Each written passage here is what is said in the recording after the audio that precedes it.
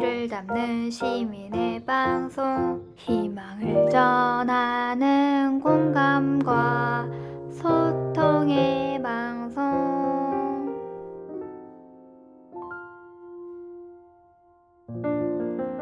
시흥의 희망을 전하는 방송, 시흥 FM입니다.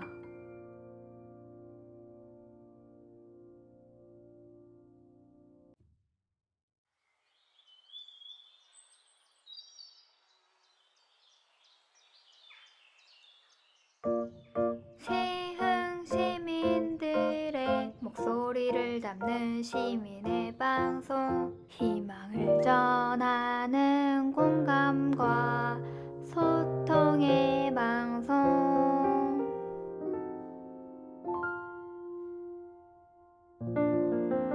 시흥의 희망을 전하는 방송, 시흥 FM입니다.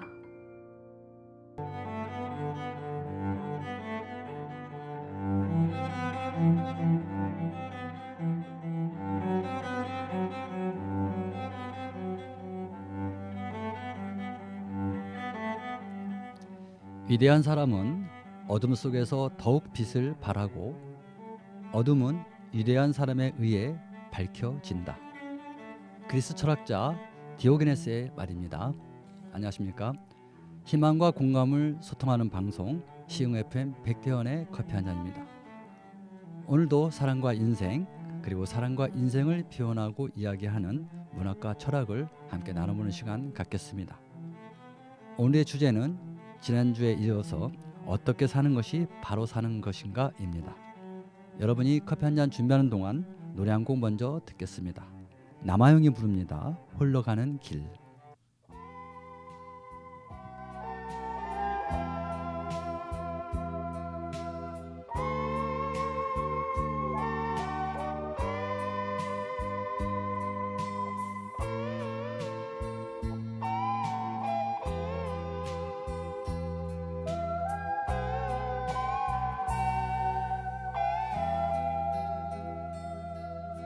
나는 떠나고 싶다. 이름 모를 머나먼 곳에 아무런 약속 없이 떠나고픈 마음 따라 나는 가고 싶다. 나는 떠나가야 해. 가슴에 그리움 갖고서 이제는 두 번 다시 가슴 아픔 없을 곳에 나는 떠나야 해. 나를 떠나간 님의 마음처럼 그렇게 떠날 순 없지만 다시 돌아온단 말 없이 제맛 따라가리라. 사랑도 이별도 모두 다 지난 얘긴걸. 지나간 날들 묻어두고 떠나가야지.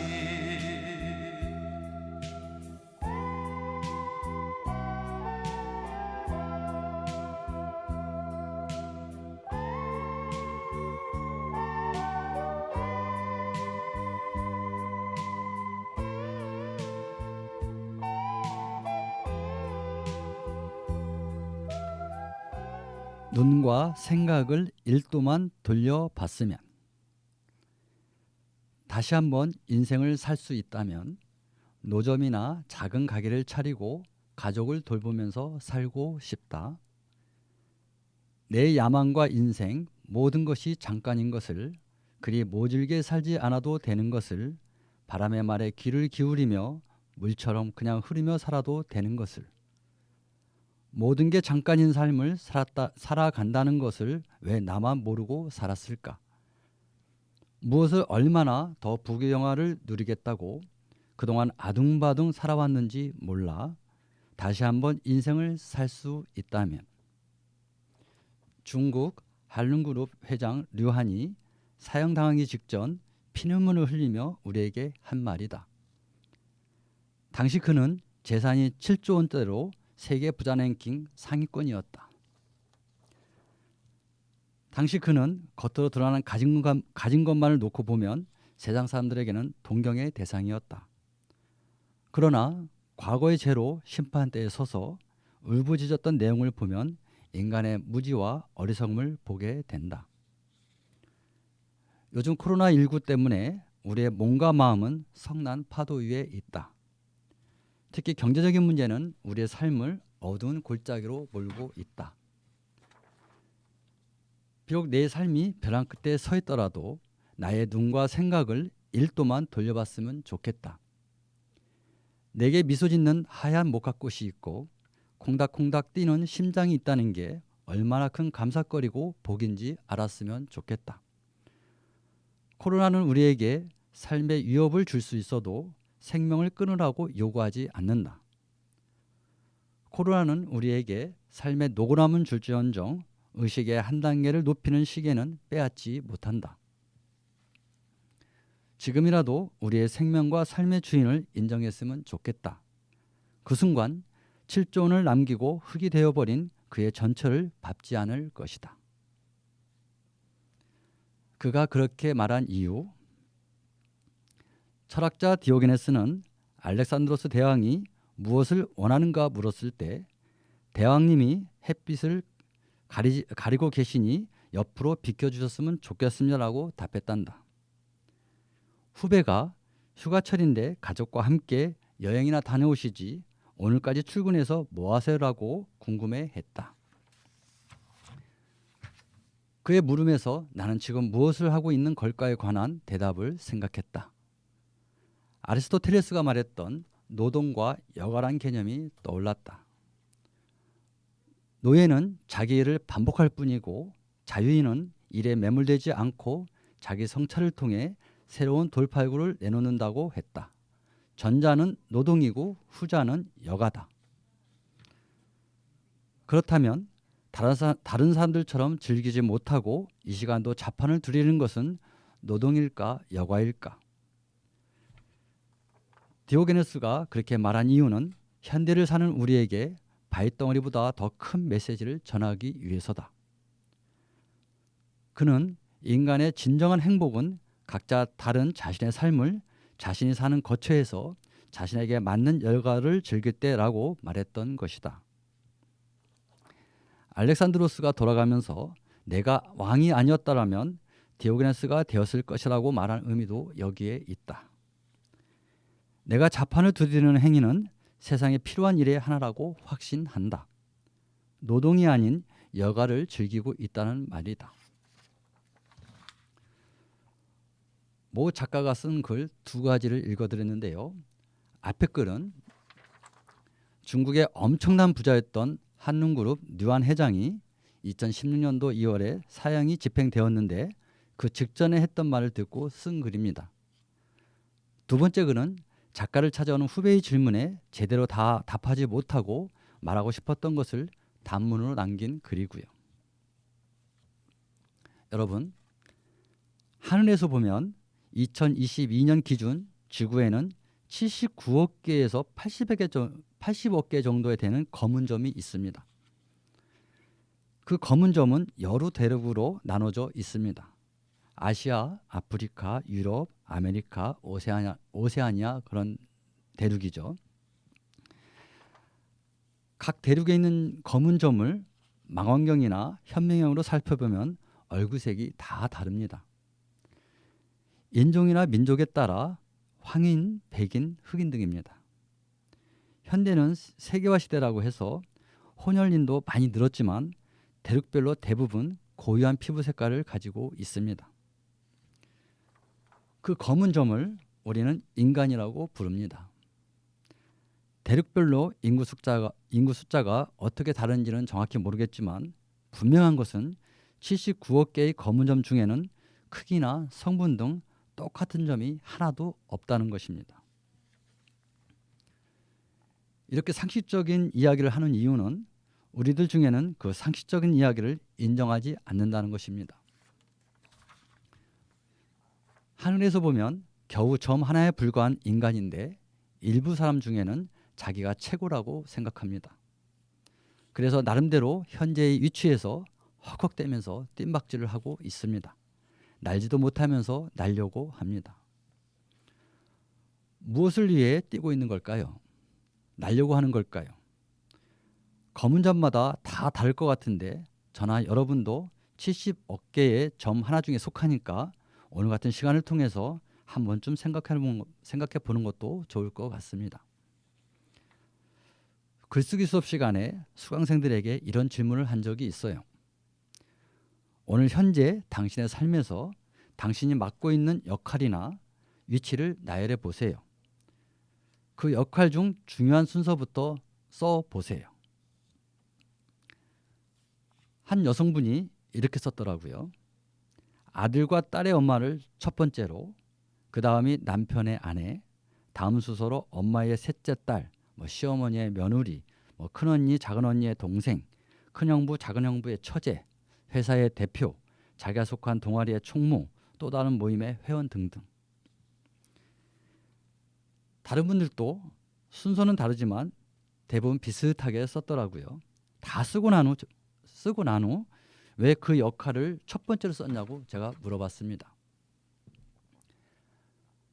그분들의 공통점은 자식이 한 명이든 둘이든 자기가 배아파 난 자녀가 가장 소중해서 그렇게 썼다고 답했습니다. 그래서 제가 물었어요. 비행기를 타고 가다가 비행기가 바닥에 추락했습니다. 바다 한가운데 당신과 당신이 배아파 난 자식만 단 2명만 남게 되었습니다. 그런데 구명조끼는 단 하나밖에 없습니다. 어찌할 겁니까? 그분들은 이 또한 공통적으로 당연히 자식에게 조끼를 입히겠다고 하더라고요. 자식을 살리려는 부모의 마음이겠지요.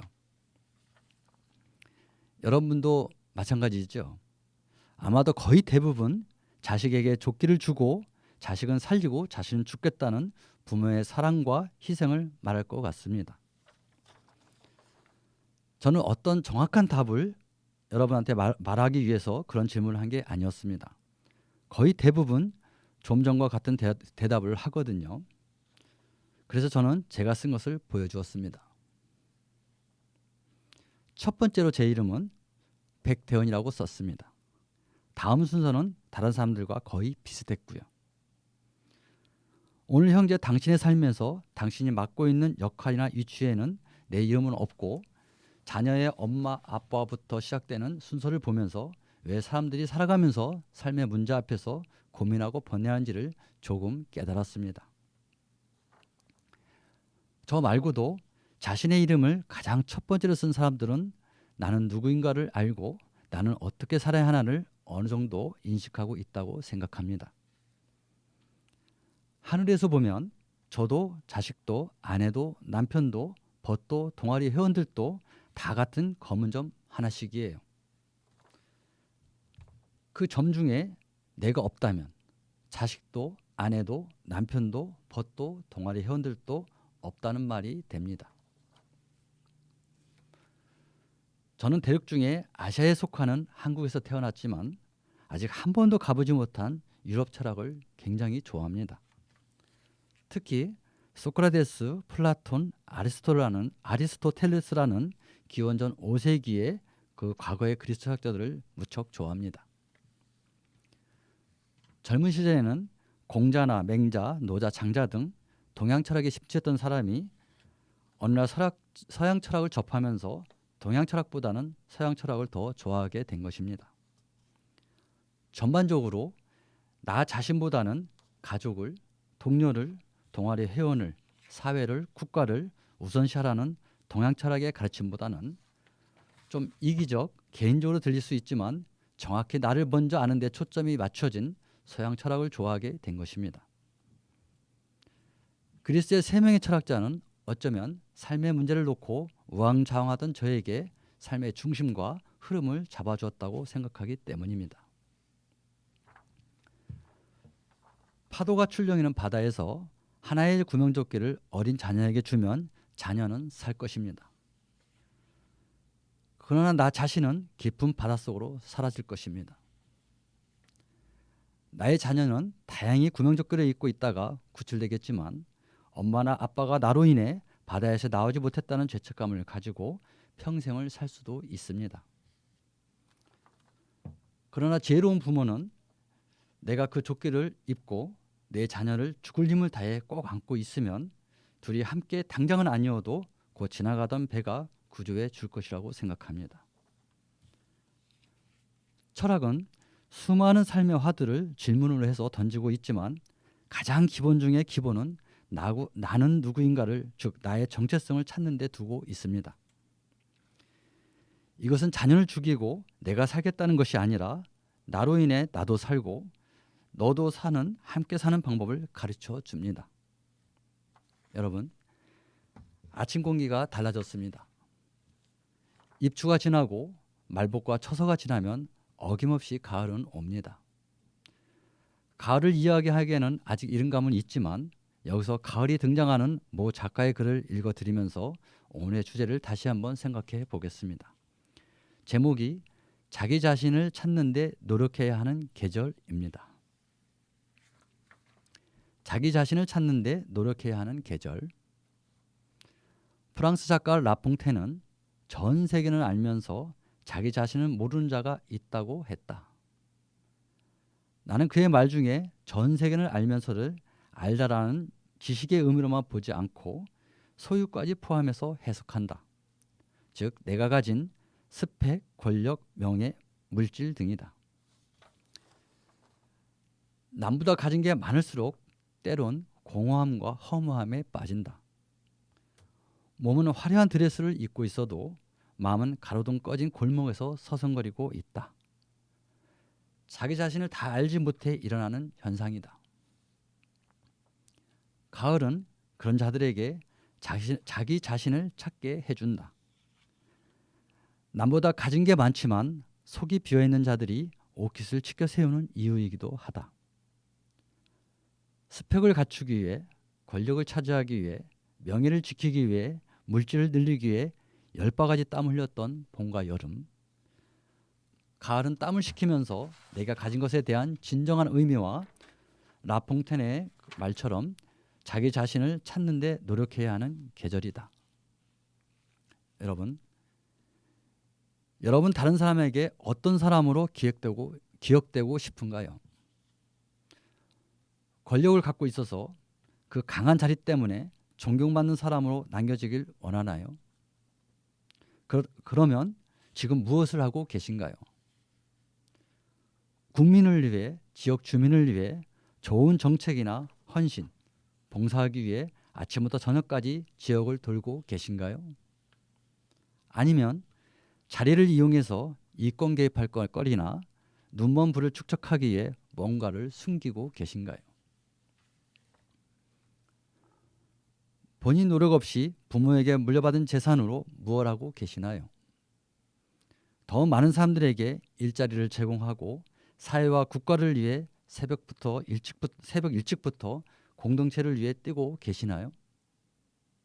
아니면 수억 대 외제차를 몰고 나이 드신 기사분에게 반말로 명령하거나 아파트 안전을 위해 밤을 쥐새우는 나이 드신 분을 거지 취급하고 계시나요? 배운 걸 가지고 나보다 나은 후배 양성을 위해 가르치고 계시나요? 아니면 자기가 아는 게 세상의 전부인 것처럼 거드름이나 피우거나 자리를 보존하기 위해 어린 학생들을 막 대하고 계시나요? 여러분은 좀 전에 얘기했던 중국의 류안처럼 수천억 대, 수조 원의 재산을 가져본 적이 있나요? 알렉산더처럼 엄청난 땅을 차지해 본 적이 있나요? 소크라테스나 플라톤, 아리스토텔스처럼 수천 년 동안 후세에 남겨질 이론이나 주장할 게 있나요? 엄청난 재산을 가졌던 류한이 많은 사람을 아프게 해서 모은 재산으로 영원히 살 것 같은 착각 속에 있다가 사형을 당해 젊은 나이에 흑이 된 이유, 혹시 생각해 보신 적 있나요? 알렉산더 대왕이 다시 태어난다면 디오게네스처럼 살고 싶다고 한 말이나 소크라테스가 독배를 마신 이유, 당시 귀족이었던 플라톤이 스승이 독배를 마시는 것을 보고 삶의 방향과 목적이 바뀐 것, 아리스토텔레스가 후세를 위해 남긴 많은 철학적 가르침에서 느끼는 점이 있으신가요? 없으신가요? 내가 누구인가를 알게 하는 인문학은 내 삶을 풍요롭게 합니다. 내가 누구인지를 알면 나의 자식, 남편과 아내, 회사 동료, 동아리 회원, 지역, 사회, 국가에 어떻게 해야 할지 정확히 알게 됩니다. 여러분이나 저나 하늘에서 보면 다 같은 점입니다. 머리가 좀 크고 설령 아이가 좋다고 한들, 키가 크거나 좀 작다고 한들, 마르거나 뚱뚱하다 한들 다 똑같이 보입니다. 그것을 알고 인정하면서 내가 가진 것으로 옆에 검은 점에게 선한 영향을 주는 것이 참 인간이고 인간이 사는 방법입니다. 아무리 맛있는 음식을 먹어도 새끼 먹고 다 똥으로 나옵니다. 아무리 좋은 옷 입어도 그 옷 매일 입을 사람 없습니다. 아무리 넓은 집에서 잔다고 한들 그 집에서 며칠 몇 달을 잠만 잘 수 없습니다. 물질에 집착하다 보면 정신과 마음에 악영향을 줍니다. 뉘안처럼 수천억 대, 수조억 대가 있다고 하더라도 나를 바로 알지 못하면 순식간에 먼지처럼 사라지게 하는 게 물질입니다. 비록 남들보다 넉넉하지 않아도 자족할 정도면 인생을 아름답게 살 수 있습니다. 공자도 말했습니다. 사사로운 욕심을 쫓다 보면 많은 원한을 사게 마련이다. 이 말은 내가 유치한 자리에서 겸손하고 바르게 살아야지 이익만을 위해 살다 보면 뉘안처럼 많은 사람들에게 욕을 먹거나 원한을 품게 해서 자기 영혼도 어두운 골목길에서 허우적거리거나 죽게 되는 것입니다. 엄청난 부를 가졌던 뉘안이 공자의 가르침을 알았더라면 그의 삶은 달라졌을 것입니다. 오늘의 주제는 어떻게 사는 것이 바로 사는 것인가 였습니다. 지난주에도 말씀드렸다시피 인문학은 머리로 외워서 하는 그런 지식이나 교양 과목이 아닙니다. 바쁜 시간 쪼개서 읽은 인문학 관련 책이나 들은 강좌에서 두 눈으로 본 것과 두 귀로 들은 것을 겸손하게 받아들이고 내 몸에 피와 살이 되게 해서 나의 거처에서 실천하는 학문입니다. 우리 마음속에 오래전부터 박혀있는 나밖에 모르던 욕심과 욕망을 버리게 해서 바르게 사는 방법을 알려줍니다. 인간의 삶에 인문학이 사라진다면 우리 인간은 물질의 지배를 받으면서 살 수밖에 없습니다. 자기 먹을 것만 생각하는 동물과 하등 다를 게 없을 겁니다. 이것이 이 시대에 인문학이 필요하고 앞으로도 계속되어야 하는 이유이기도 합니다. 이 방송을 듣는 여러분만이라도 철학사 디오게네스의 말대로 온통 물질을 우선시하는 세상에서 여러분의 자리에서만이라도 선한 영향력을 펼치는 밝은 빛이 되었으면 좋겠습니다. 다시 한번 디오게네스의 위대한 사람은 어둠 속에서 더욱 빛을 발하고 어둠은 위대한 사람에 의해 밝혀진다를 전하면서 이만 방송을 마치도록 하겠습니다. 지금까지 싱어 FM 백대현의 커피 한 잔이었습니다. 감사합니다.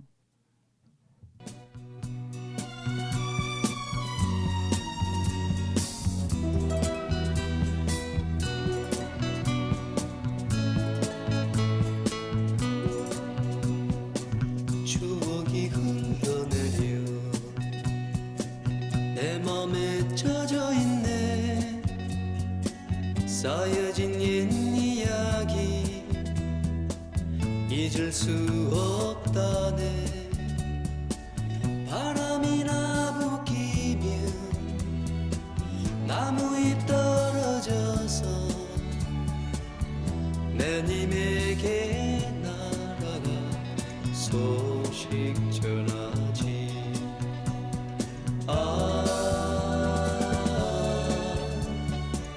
바람아 불어라 내님 있는 그곳까지 불어다오.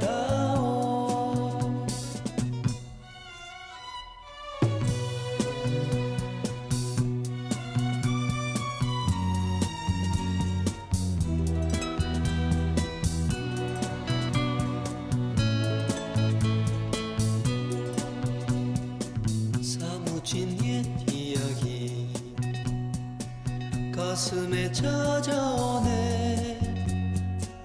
떠나던 마음속에 내 모습 담아갈까. 바람아 불어다오 님 계신 그 자리에.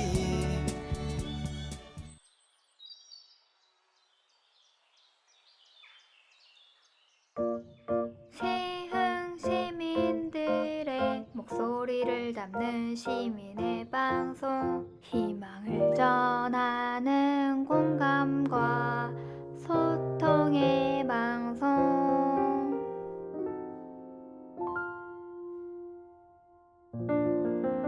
시흥의 희망을 전하는 방송 시흥 FM입니다.